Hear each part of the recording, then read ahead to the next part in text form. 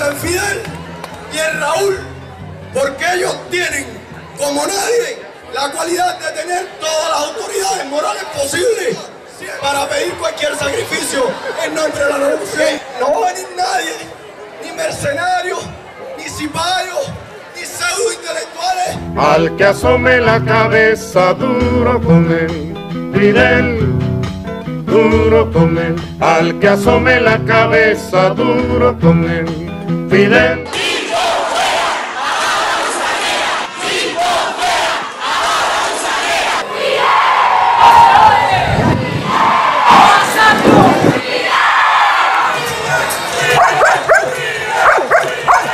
No los queremos, no los necesitamos. Quien piense seguir aquí, conspirando a todo tren, que recuerde por su bien que el paredón sigue ahí. Los actos de repudio han sido como una sombra. Por donde quiera que pasó la revolución, pasó el acto de repudio. Y a veces dejó muertos atrás. Ocurrió en la época del Mariel, en el año 80. En ese momento yo estaba activo en las Fuerzas Armadas. Comienza la población, muchos ciudadanos, a meterse dentro de la Embajada de Perú, y es un poco que se desborda. Y en ese momento empiezan los vecinos, instigados por los comités de defensa, o los comités de defensa manipulados por el gobierno, empiezan a hacerle actos de repudio a la gente que se va. Desde mi balcón yo veía a un vecino mío, y el acto de repudio en sí era las personas del barrio frente a su casa ofendiéndolo. Porque estaba de moda lanzarle juego a esta gente. Esas personas, una semana atrás posiblemente estaban hablando con ese muchacho con toda tranquilidad y sin ninguna hostilidad y ninguna animadversión de ningún tipo, ¿no? Y en ese momento se transformaron enseguida.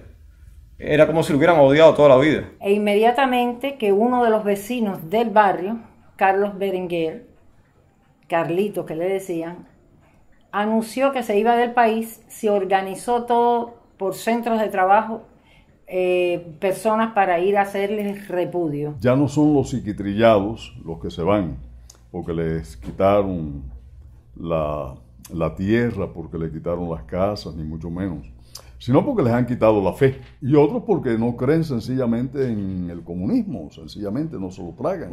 Son largos videntes, tipos que se dan cuenta de que eso es contra natura.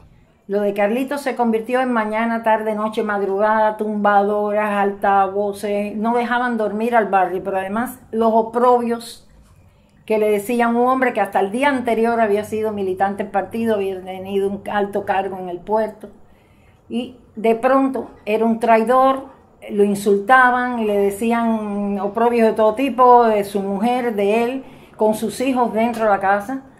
Le cortaron el agua, la electricidad y le prohibieron al bodeguero que le suministrara los víveres. O sea, fue un acoso total con ese hombre y esa familia. Yo no entendía por qué la gente, de dónde esa gente sacaba la rabia, el odio para hacer esas cosas. ¿Y quién le daba esa autoridad para hacerlo? Fueron traídos aquí en camiones y autobuses.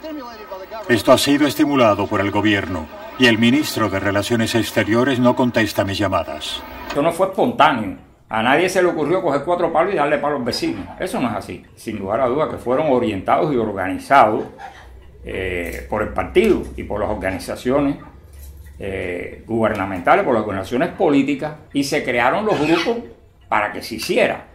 ¿Qué sucede? Que como lo masificaron tanto, o sea, quisieron incorporar a tantas personas, se les fue de la mano. Y llegó un momento en que ya prácticamente cualquier persona cogía un palo y al vecino, al otro, a cualquiera, la violencia se instauró. Y yo me acuerdo bien que te decían, tu papá o tu mamá tienen que llevar un bate, porque no puedes estar tú solo, y ellos no pueden ir sin arma con que defenderse.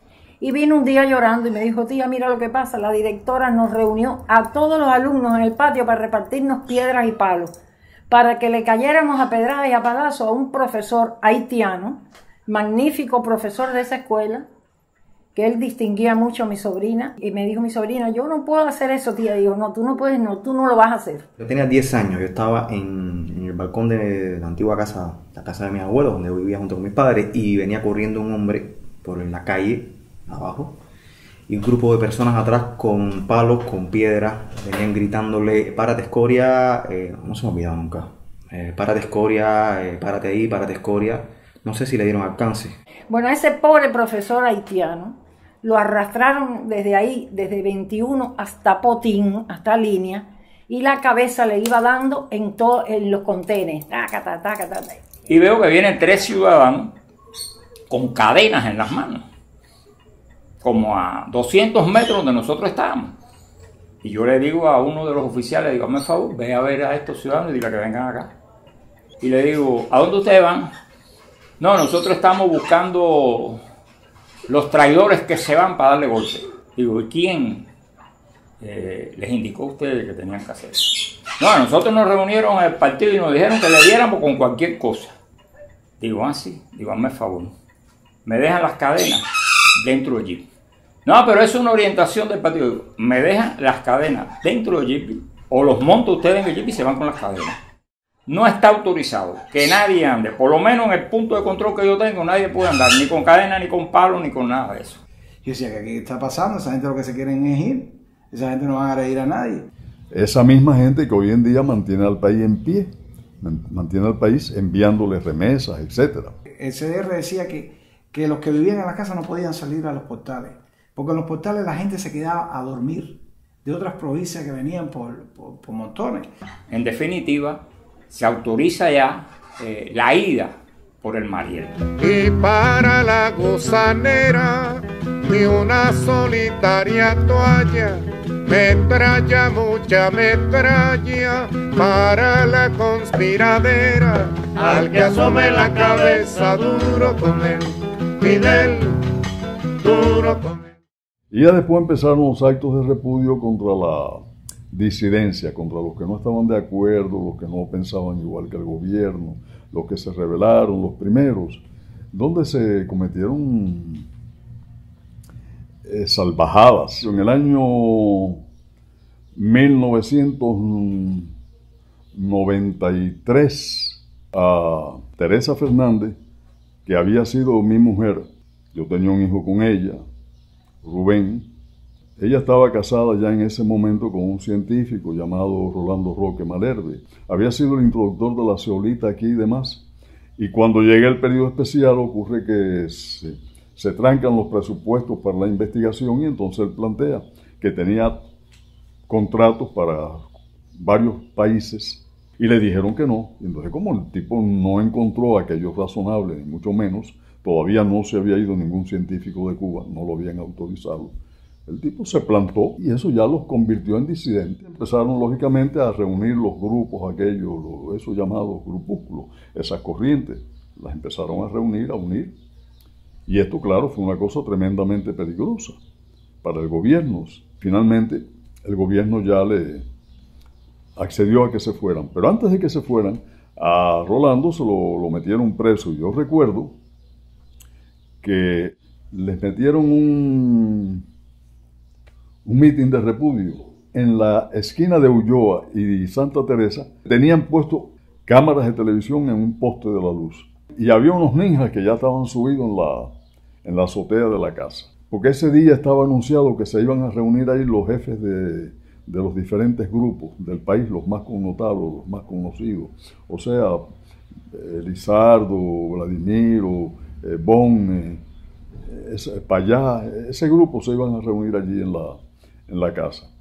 Pero la cosa quedó desarticulada, pues se llevan preso a Rolando. Entonces el hijo mío, Rubén, recuerdo, que tenía 16 años, estaba estudiando pintura. Y muchacho católico, cristiano, que iba a la iglesia. Y estaba detrás de la puerta con un cuchillo, pues dijo, si tumban la puerta aquí, yo por lo menos mato a un cabrón. Pero bueno, en eso llegaron carros de embajada. Y a las 9 de la noche, el jefe del operativo le dice, bueno, señores, esto se acabó, vamos a desmontar esto, les voy a explicar por qué ustedes están aquí. Toda aquella gente que estaba insultando, gritando cosas, diciendo horrores, no sabían por qué estaban allí, las habían llevado. Ese muchacho que había decidido quedarse en Cuba con nosotros, después de aquello dijo, no, yo me voy de Cuba, yo no quiero vivir en un país donde suceden estas cosas.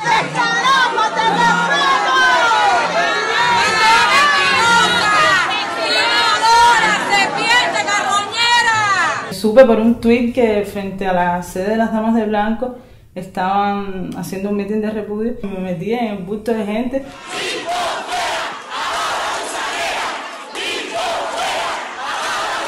Había muchos jóvenes y los jóvenes que no tienen un celular tienen una cámara y entonces no era la única que estaba filmando, ¿no? Cuando tú te mueras nadie se va a acordar de ti, pero Chávez es eterno, desgraciado.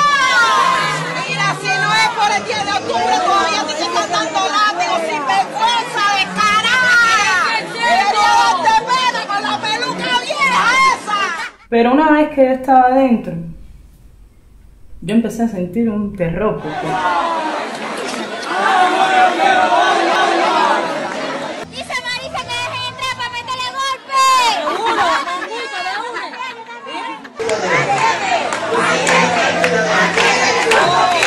Lo que yo sentí fue mucho asco. Yo incluso cuando salí de ahí tuve náusea, que me fui caminando, me sentí mal.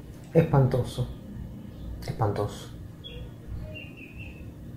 Es un acto brutal, es criminal. Son cubanos contra cubanos.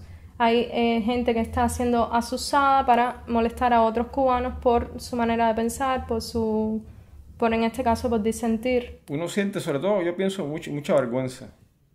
Yo siento vergüenza por mí, pero siento lo que llaman vergüenza ajena, ¿no? Por esa misma gente que está agrediendo. Yo no entiendo. Es más criminal, por ejemplo, que cuando coges a un tipo en una estación de policía y lo apaleas. Porque allí la responsabilidad es del esbirro que te apalea y del jefe de la estación que lo permite. Es una responsabilidad individual. Pero en el caso del mitin de repudio,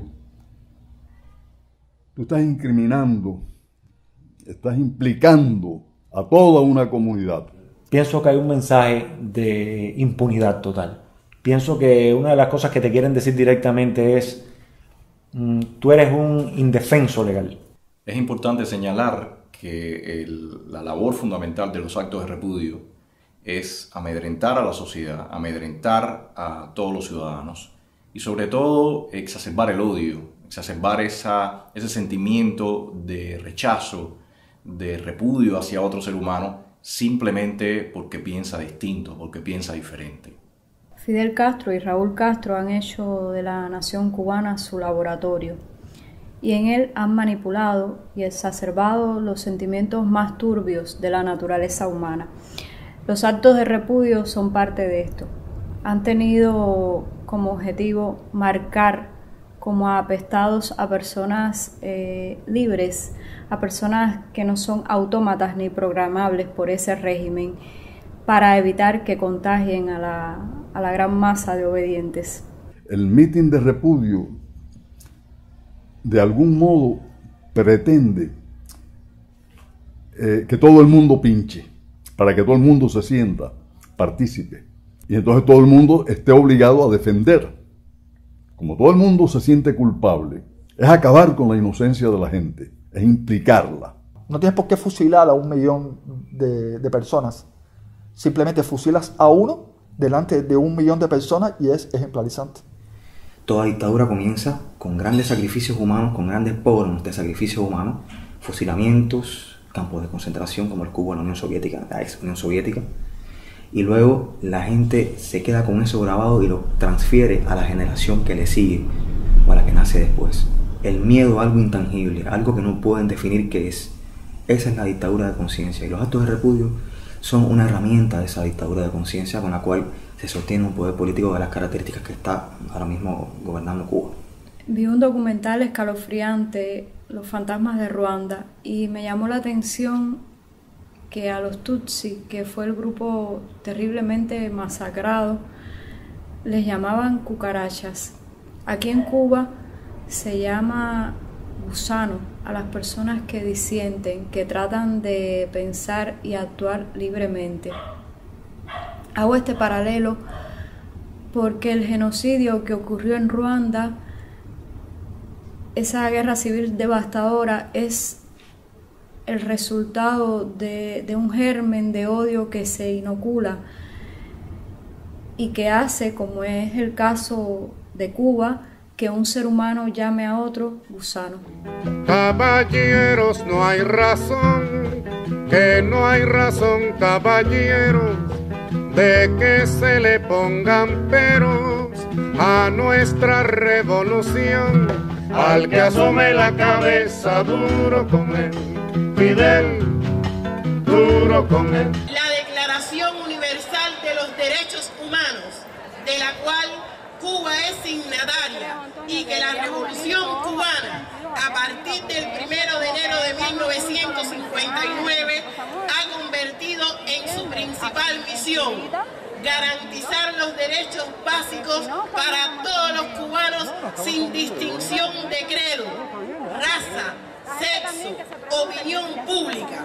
Mandela es un ejemplo insuperable para América Latina y el Caribe, que avanzan hacia la unidad e integración en beneficio de sus pueblos, respetuosos de su diversidad, con la convicción de que el diálogo y la cooperación son el camino para la solución de las diferencias y la convivencia civilizada de quienes piensan distinto. Los días 10 y 11 de diciembre celebraríamos un evento destinado a la discusión, al debate sobre los derechos humanos. El evento se llamaba Primer Encuentro Internacional sobre Derechos Humanos y Pactos de la ONU, y celebraríamos paneles, una exposición de carteles sobre el tema y también un concierto de clausura. Sabes que es una reunión pacífica, que era un evento pacífico, que era un evento incluso para celebrar el 65 aniversario de derechos humanos. Estábamos previamente avisados de que iba a ocurrir algo por el estilo, acto de repudio, pero bueno, no sabíamos cuán grave iba a ser. Poncharon los neumáticos del carro de Antonio y llegaron incluso hasta arrojar orina dentro de los asientos. El día 9 de la tarde ya empezamos a sentir los efectos de la represión. Intentaron arrestarme y conducirme con un grupo de amigos a una estación de la policía. Supimos que varios amigos fueron visitados. A mi casa fueron 2 agentes de la seguridad del Estado a amenazarme para que yo no viniera al encuentro, diciéndome que iba a suceder un acto de violencia. Algunas personas ya habían sido arrestadas, otros habían sido alertados, algunos tenían sus casas sitiadas. Evidentemente la idea era lograr que muy pocos o ninguno pudieran llegar a las inmediaciones de la casa.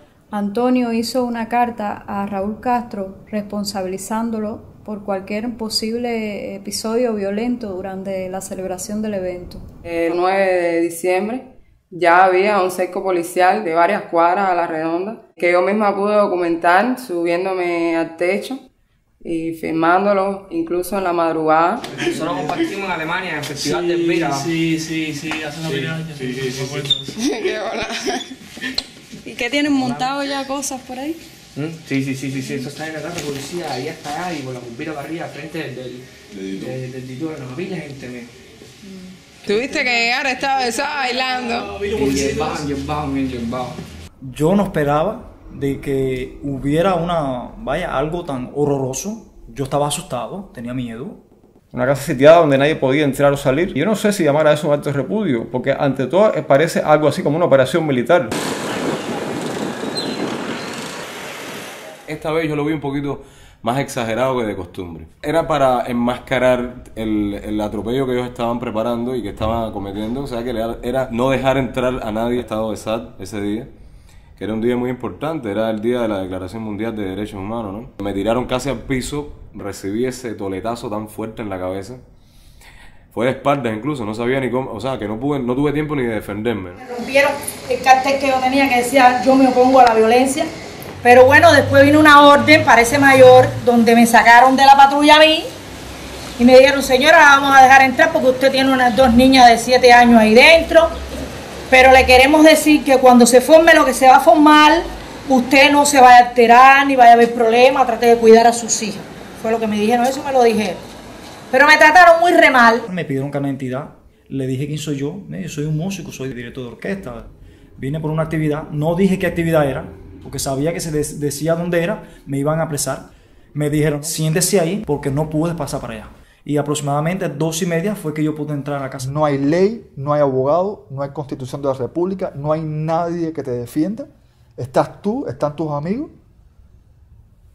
y estamos solos. Contra el poder de un Estado que lo tiene todo. El gobierno cubano puede reprimir, incluso viola su propia ley bajo una impunidad total. Y bueno, esto que estamos viviendo hoy es muestra de eso. ¿Cómo llegaste aquí? Por el agua, nadando llegué hasta aquí. Porque cuando llegamos ahí a la entrada, ahí en la esquina, nos detuvieron y ya nos pidieron carnet entero y nos dijeron que no íbamos a entrar, que viráramos para la casa. Nosotros dijimos, está bien, vamos a virar por toda la parte de atrás del acuario, fuimos entrando por el agua ahí y nadando más o menos hasta que llegamos aquí. Pablo, uno de los que está acá sentado en el panel, entró por el mar. Tenemos un grupo de personas que han entrado por distintas vías, lamentablemente no se puede aérea, si no hubieran llegado también por vía aérea. Lo que sí no vamos a hacer es declinar el encuentro. La idea del panel es para hablar sobre la prensa, los nuevos medios y los derechos humanos. Hoy, 10 de diciembre, se conmemora el Día de los Derechos Humanos y Cuba puede demostrar al mundo resultados loables en materia de derechos humanos sin la pretensión de exhibir una obra perfecta, ni tampoco concluida, porque desde que triunfó la revolución en 1959, colocó a las personas en el centro de atención del Estado y la sociedad, porque rinde culto a la dignidad plena del hombre. Lo enmascaraban el acto de represión y el asedio con un acto cultural. Por lo tanto, paralelamente funcionaba y participaban oficinas del Estado como el acuario que estaba cerca aquí, el Partido Municipal de Playa, la Juventud Comunista de Playa. Participan niños, jóvenes de secundaria y pre, por lo tanto hay coordinación del Ministerio de Educación a nivel de primaria, a nivel de secundaria y a nivel de pre. Involucran a cultura, el Ministerio de Cultura, estaba el Ministerio del Interior, estaba la Policía Nacional Revolucionaria, estaba la Policía Política Villamarista, estaba Tránsito, incluso gastronomía y el Poder Popular. Yo pensé que lo que estaban haciendo en la calle era, bueno, la respuesta del día 10 de la fiesta, con los niños, todo como muy para las gradas, ¿no? Para que se viera que aquí los niños participaban en la fiesta por los derechos humanos, pero, por supuesto, niños que no tenían la menor idea de que estaban siendo llevados ahí con objetivo político. A los héroes se les recuerda sin llanto, se les recuerda en los brazos, se les recuerda en la tierra, y eso me hace pensar que no han muerto al final y que viven allí donde hay un hombre preso a luchar, a continuar.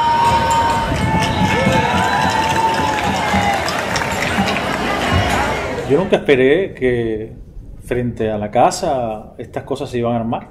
Todos los niños ahí, desde la hora bien temprana, usados desde su inocencia para estos hechos de repudio, ¿no? Yo pienso que es una locura. Ser protegido contra todas las formas de explotación. No ser discriminado. Dar su opinión y manifestar sus ideas. Desde muy chiquitos somos vacunados para prevenir las enfermedades muy peligrosas. En España también. Más de 200 millones de niños que no van a la escuela. Y ustedes no están viendo la Recuerdo uno muy fuerte que decía, que no lo decía un niño, precisamente lo decía un adulto. Decía algo así como, si la sangre de un pionero hiciera falta, comandante podría disponer de... Cada pionero, cada estudiante tiene el sagrado deber, esta obra defender y seguir siempre adelante. abre la botella que vamos a brindar. A los de aquí, a los de allá, a todos los cubanos la felicidad. Nadie como el Che lo definió mejor cuando expresó que si la revolución cubana está hoy aquí y si nosotros estamos aquí, es sencillamente porque Fidel atacó primero en Moncada, vino primero en el Granma, subió primero a la sierra, fue a Playa Girón en un tanque. Es por eso que esta juventud tiene esa confianza en Fidel y en Raúl, porque ellos tienen, como nadie, la cualidad de tener todas las autoridades morales posibles para pedir cualquier sacrificio en nombre de la revolución. ¡Qué gran pueblo y qué gran Fidel tenemos! ¡Viva Fidel! ¡Viva! ¡Viva Raúl! ¡Viva! ¡Hasta la victoria! ¡Siempre! No va a venir nadie, ni mercenarios, ni cipayos, ni pseudo-intelectuales. Yo me imagino que si yo fuera un judío en la Alemania nazi me hubiera sentido parecido. Un pogrom, al mejor estilo de hitlerismo. Todo un gran aquelarre donde se deshumaniza a las personas sin que ellas se den cuenta de lo que están haciendo, porque son, la mayoría de los casos, niños o adolescentes que no están conscientes del mundo en que están viviendo, no están conscientes del país en que están viviendo y del tipo de gobierno que rige sus destinos. En ese momento yo siempre pienso en mi hija, que es una niña primaria, y lo que siento es eso, mucha vergüenza. Yo siento mucha vergüenza ante eso. Los padres cubanos deberían sentarse a pensar qué enseñanza, qué educación quieren para sus hijos, porque es inadmisible, es inquietante y hasta siniestro que un Estado tenga ese control absoluto, ese poder sobre la vida de nuestros hijos. Yo no sé qué respuesta tendrían esos señores mañana ante los niños esos que están ahí cuando crezcan, o ante los padres de esos mismos niños, y si es que esos padres de esos niños saben en qué participaron sus hijos. Y yo lo último que quiero es que un día le diga a Isabel qué hicieron en la escuela y me diga, no mamá, fuimos a una actividad a casa de no sé quién, a tal calle, y gritamos y hicimos tal cosa, porque yo veo que pasa, cogen a los niños, los montan en una guagua, lo que aparezca, y se los llevan a estas actividades sin la autorización de los padres. En los actos de repudio frente a la sede de Estado de SATS los días 10 y 11 de diciembre del 2013 se utilizó a menores que fueron sacados de sus escuelas y traídos a un supuesto evento cultural y deportivo que tenía un trasfondo represivo. Alrededor de esos niños estaban agentes de la seguridad del Estado vestidos de civil y luego esos mismos agentes ejercieron violencia sobre ciudadanos pacíficos delante de esos niños.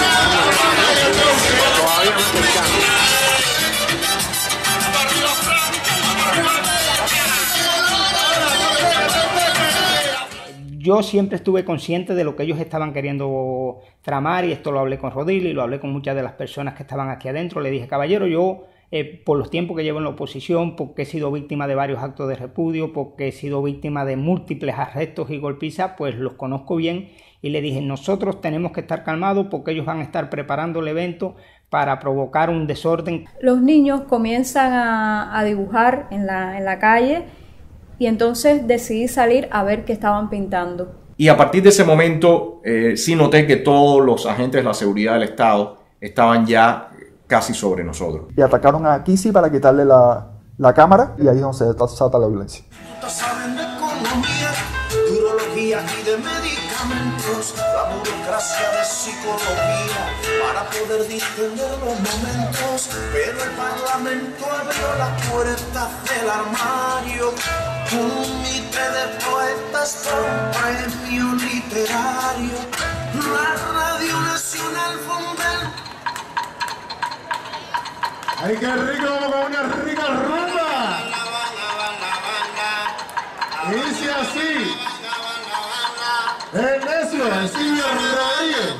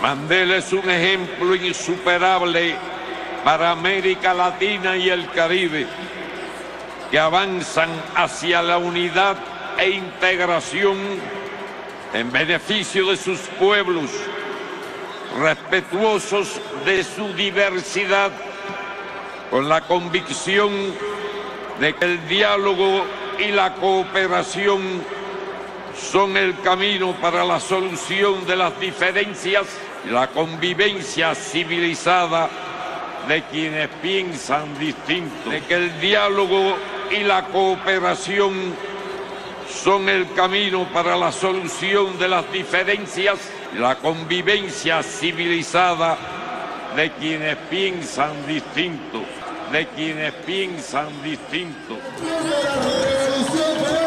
Pero también estamos celebrando un aniversario más de la proclamación de los derechos humanos.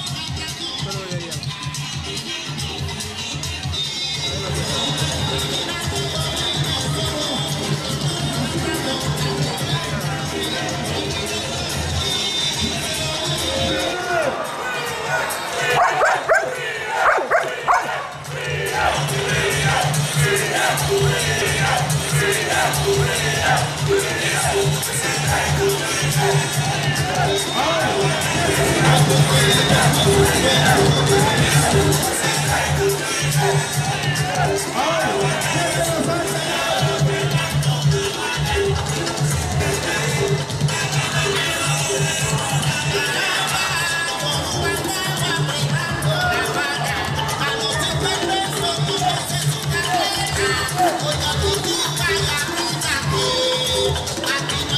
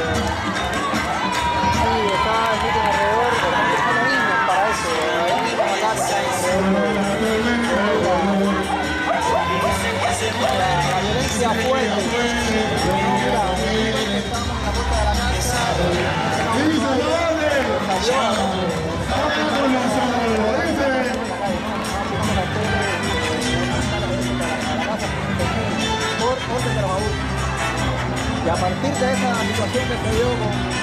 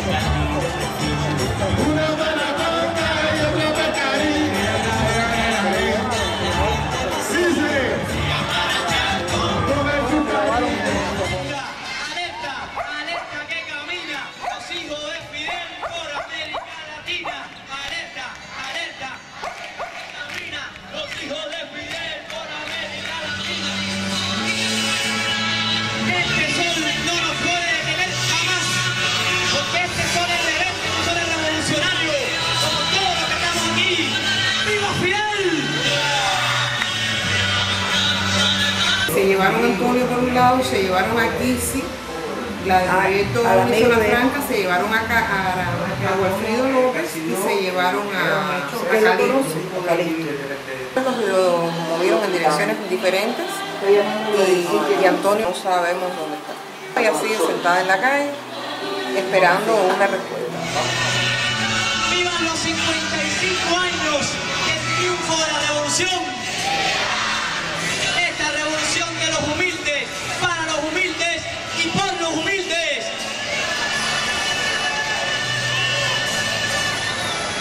Y por esta revolución hay que darlo todo. Si nuestra sangre fuera necesario, también la daríamos, sin pensarlo dos veces. ¡Viva Cuba! ¡Viva! ¡Abajo el imperialismo!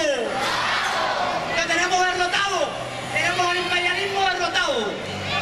Porque la decadencia del imperialismo es más allá que su economía y su política. La decadencia del imperialismo es una decadencia moral.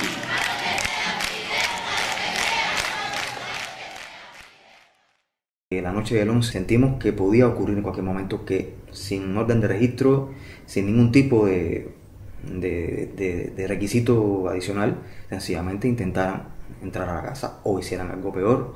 Y guarda para el traidor Guásima, Cabuya y Cebo.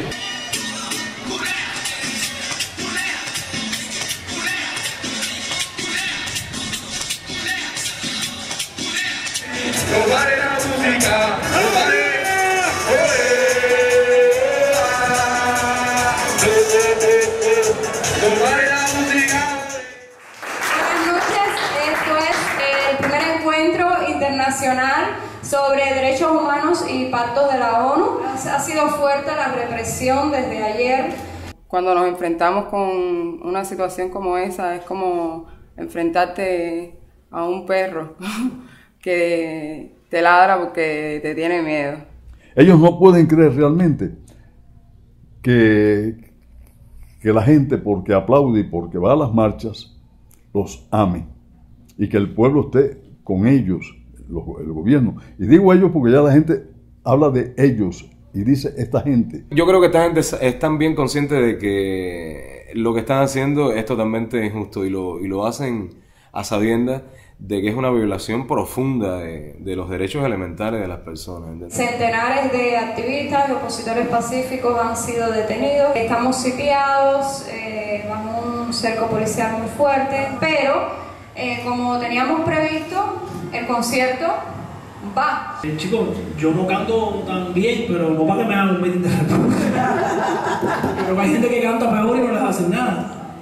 Hay gente que hasta canta el meeting de repudio y no hacen nada. Exacto, hay gente que hasta canta el meeting de repudio y después va y lucha una visa para Miami. Y durante tanto tiempo han envenenado a la población con que los que disienten son asalariados del gobierno americano, que están manipulados desde Miami por la mafia anticubana. No quieren escuchar a nadie. Están acostumbrados a desgobernar desde su trono, el Olimpo cubano. Yo soy intocable, ni me toca la prensa, ni me tocan los organismos internacionales. Creo que es fundamental la intervención de la comunidad internacional, la intervención de las instituciones que se ocupan de observar este tipo de violaciones, las instituciones encargadas de velar por el respeto de los derechos humanos, las Naciones Unidas. La gente se levanta y se acuesta a veces hablando mal del gobierno y rezando para que los gobernantes se mueran. Y sin embargo, participan en todas las reuniones del comité, van a los actos de masa, desfilan en las marchas combatientes, etc. O sea, son hijos de padres mentirosos, de padres que simulan creer, pero que no creen ni mucho menos, porque este es un país donde la gente ha aprendido a aplaudir, pero privadamente hace así con el dedo. Creo que en los próximos tiempos, a medida que la situación se haga más difícil, como todo parece indicar, el gobierno seguirá usando esta estrategia, esta terrible estrategia, para frenar a la sociedad, para frenar a los cubanos. Sin embargo, es evidente que nadie podrá detener el futuro. No puedo creer de ningún modo que Fidel ni Raúl piensen que esto va a seguir después. Esto terminó en realidad hace mucho tiempo. Terminó cuando se cayó el muro de Berlín. Después se ha sostenido ahí por un problema de estática milagrosa. Necesitamos poder ejercer nuestros derechos. Necesitamos que Cuba sea una nación próspera. Y esa demanda por parte del ciudadano cubano no puede ser postergada. En nombre de la Virgen, que nos ayude, que nos dé fortaleza y sobre todo a los que están en esta lucha, que los ilumine, que los alumbre, que los guíe, que les dé claridad.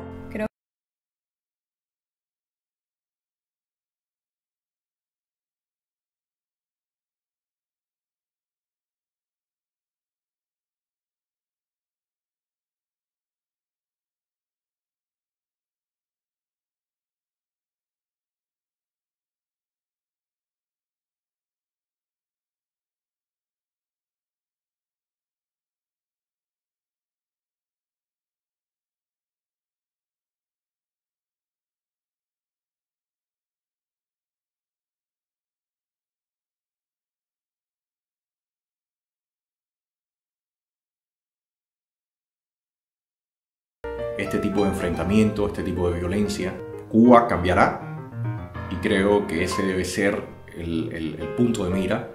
Creo que ese debe ser el estímulo para seguir moviéndonos, para seguir intercambiando, para seguir empujando día a día y tener mucha confianza en que ese cambio será para lograr una nación donde todos los cubanos,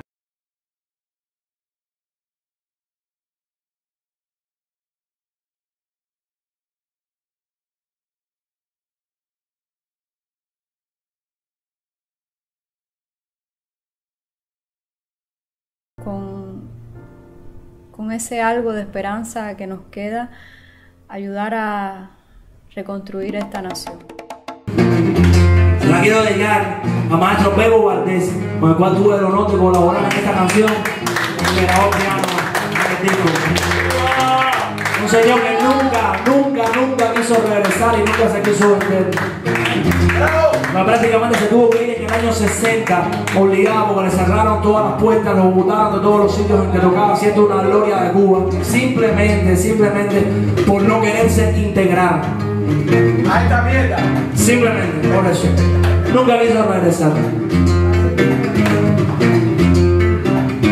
Si pudiéramos sentirnos siempre happy, si no hubiera pasaporte ni cuartel, si querer cambiar el mundo fuera fácil, si la libertad fuera la única ley.